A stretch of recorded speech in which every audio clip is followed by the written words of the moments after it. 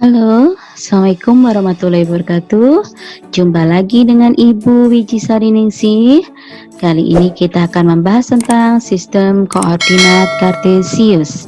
Baik anak-anakku semua, tujuan pembelajaran kali ini adalah diharapkan kalian dapat menjelaskan unsur-unsur yang membentuk sistem koordinat kartesius, menjelaskan kedudukan suatu titik dan bangun datar serta menggambarkannya dalam sistem koordinat kartesius, memahami posisi titik terhadap titik asal 0,0 dan titik tertentu A, B, kemudian membuat sketsa grafik fungsi aljabar berbasis koordinat. Baik anak-anakku semua, kalian harus mengenal bidang koordinat kartesius itu kayak apa. Baik, ini adalah bidang koordinat kartesius. Bagaimana menggambarkannya? Nah, perhatikan baik-baik. Ada sumbu X, yaitu sumbu yang mendatar, garis mendatar, namanya sumbu X. Kemudian sumbu Y adalah garis yang tegak atau vertikal, ya, dinamakan sumbu Y. Nah, ini berpotongan tegak lurus, saling tegak lurus berpotongan di titik O 0,0. Titik O namanya nanti titik pangkal, pusat koordinat. Baik anakku, sekarang kalau kalian sudah paham di sini cara menentukan titik-titiknya. Nah, kalian tentu punya kertas berpetakan ya. Nah, kalian bisa gambarkan kepada di dalam kertas berpetak. Nah, jaraknya ini harus sama. 0 ke 1, 2, 3 dan seterusnya. Nah, ke kanan X-nya selalu positif, ke kiri X-nya selalu negatif. Ke atas Y-nya selalu positif, ke bawah Y-nya negatif, seperti bilangan bulat ya anak-anakku. Kemudian daerah yang di sini yang positif, X positif, Y positif, ini namanya kuadran 1. Kemudian di sini kuadran 2, yang di kiri bawah kuadran ketiga, dan yang kanan bawah adalah kuadran 4. Berarti kita bisa simpulkan di sini bahwa kuadran 1 adalah X-nya positif, Y-nya positif. Kuadran 2 adalah X-nya negatif, Y-nya positif. Kemudian kuadran 3, X maupun Y negatif semua. Dan kuadran 4, X-nya positif, Y-nya negatif. Baik anak-anakku, ketika kalian menentukan titik nanti, titiknya kita lihat X dulu baru Y ya. Baik, kemudian di sini X itu sering disebut absis dan sumbu Y sering disebut ordinat. Kemudian tabel kuadran tadi. Nah, di sini contohnya nih. Titik 3,5 posisinya ada di kuadran pertama. Titik min 2,7 posisi ada di kuadran kedua. Titik min 4, min 2 posisi di kuadran ketiga, dan titik 6, min 2 adalah di kuadran keempat. Nah, tadi sudah Ibu terangkan di sini ya. Kemudian pertanyaan Ibu, tentukan posisi kuadran dari titik A, B, C, dan D tersebut. A 10, negatif 3. Nah, 10 adalah positif, X-nya positif, Y-nya negatif, positif negatif. Oh, A adalah di kuadran keempat ya. Kemudian, nah betul ya, B ada di kuadran kedua, C ada di kuadran ketiga, dan D positif semua, berarti XY-nya ada di kuadran pertama. Baik, kalian juga harus ingat bahwa titik O 0,0 disebut dengan titik pangkal koordinat. Tadi di perpotongan sumbu X dan sumbu Y. Baik. Kemudian menentukan jarak suatu titik dengan sumbu X dan sumbu Y. Oke, ini ada beberapa titik yang Ibu taruh. Nah, kalian harus tahu titik A posisinya ada di titik koordinatnya berapa? Baik, betul, 3. Jadi membacanya dari X dulu. 3,2. Titik B? Oke, min 4,1. Titik C? min 2, min 2, dan titik D adalah 7, negatif 2. Nah, sudah paham ya menentukan titik yang ordinat ya. Kemudian kita menentukan jarak sumbu X, jarak titik A terhadap sumbu X. Jarak titik A terhadap sumbu X berarti ini yang merah nih. Nah, berapa? Oh, ada 2 satuan. Maka jarak titik A terhadap sumbu X adalah 2. Ya, 2 satuan ya. Kemudian jarak titik A terhadap sumbu Y, berarti yang di sini. Berarti jaraknya adalah 3. Nah, kalian jangan kebalik di sini. Titik A adalah 3,2. Tapi jarak titik A terhadap sumbu X adalah 2. Jangan kebalik ya. Jarak titik A terhadap sumbu Y adalah 3. Ini perhatikan baik-baik, benar-benar ya. Ini di sini ya. Oke ya. Oke. Kalian sering kebalik nanti di sini ya. Nah, ini ditukar ini, gitu ya. Oke. Baik. Sekarang coba kalian cari yang titik D. Jarak titik D terhadap sumbu X berapa? Iya, betul.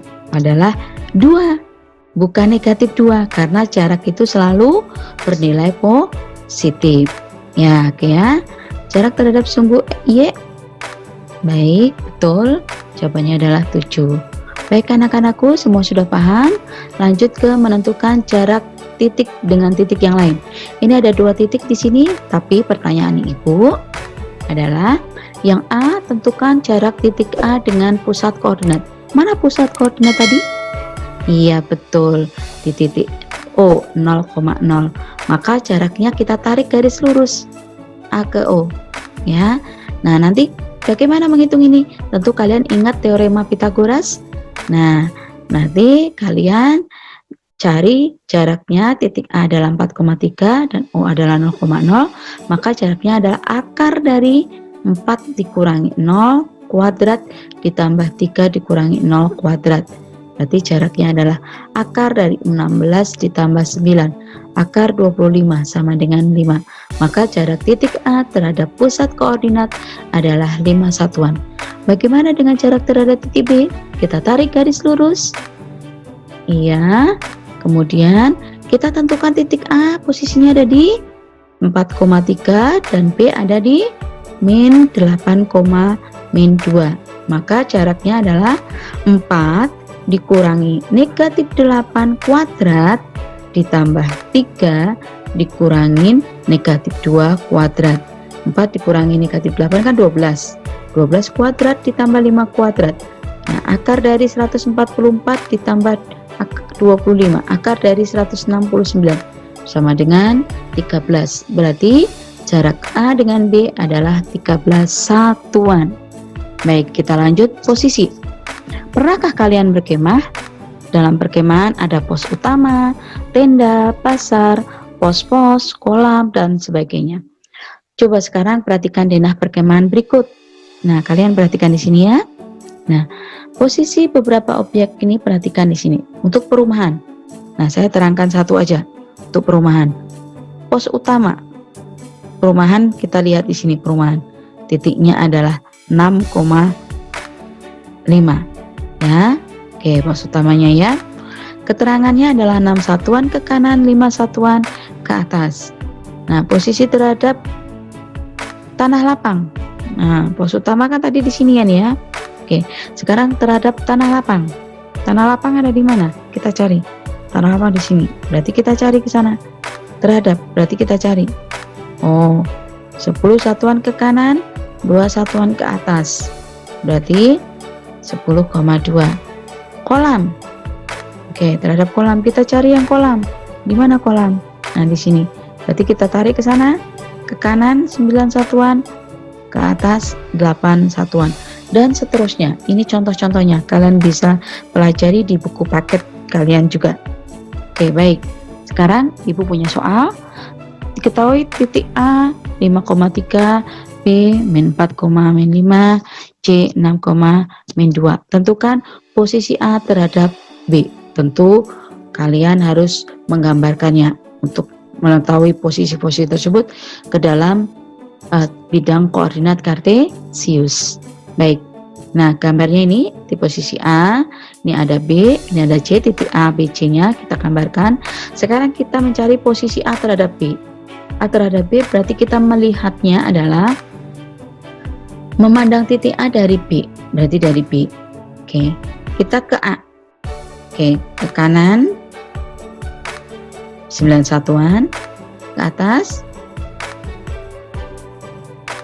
8 satuan, maka posisinya adalah ditulis 9,8. Bagaimana dengan yang B? Dibalik. Sekarang kita melihat dari A. Ya, hati-hati. Jangan kebalik antara A dan B ya. Berarti ke kiri 9 satuan, ke bawah 8 satuan, maka kita tulis min 9, min 8. Nah, bagaimana titik C? Ya, posisi A terhadap titik C. Nah, berarti melihat dari C. Nah, ke kiri min 1, berarti ke atas 5, berarti min 1,5, betul. Baik, lanjut membuat sketsa grafik fungsi aljabar. Contoh, soal fungsi fx adalah x plus 1 mempunyai daerah domain 1, 2, 3, 4, 5. Buatlah tabel untuk fungsi f. Gambar grafik fungsi pada bidang koordinat kartesius. Nah, kita harus bikin tabel dulu. Nah, x-nya adalah 1, 2, 3, 4, 5. X itu domain, ya. X plus 1 berarti nanti ditambah 1 nih x-nya. 1 tambah 1, 2, 3, 4, 5, 6. Maka himpunan pasangan berurutannya adalah 1,2, 2,3, 3,4, 4,5, dan 5,6. Baru setelah itu kita tuliskan ke dalam koordinat kartesius. Nah, oke ya, grafiknya sebagai berikut. Nah, ini adalah grafik fungsinya. Ini adalah titik 1,2, 2,3, 3,4, 4,5, dan 5,6. Baik. Oke, menentukan luas daerah. Tentukan luas daerah bidang datar yang dibatasi oleh titik A 1,2, B 6,2, C 6,4, dan D 1,4. Tentu kita harus menentukan dulu bidang koordinat kartesius. Nah, perhatikan, ternyata ABCD itu membentuk pola bidang persegi panjang. Maka kita mencari luas persegi panjang. Ya, panjangnya adalah 5, lebarnya 2, maka luasnya adalah 10 satuan luas. Baik, sekarang yang berikut ABC. Nah, kita lihat, masukkan ke sini. Ini titik A tadi, titik B, titik C. Berupa gambar apa ini? Iya, segi 3. Oke, luas segitiga apa? Setengah kali alas kali tinggi. Maka jawabannya adalah 5 satuan luas. Contoh soal, titik-titik A, B, C, dan D terdapat dalam bidang koordinat kartesius jika dihubungkan membentuk bangun datar jajar genjang. Jika koordinat titik A negatif 3,1, B 4,1, dan D min 2,4, tentukan koordinat titik C. Nah, nanti pertama-tama kita gambarkan titik-titik tersebut pada bidang koordinat. Oke ya, ketika kita gambarkan, perhatikan baik-baik di sini ya. Nah, baik.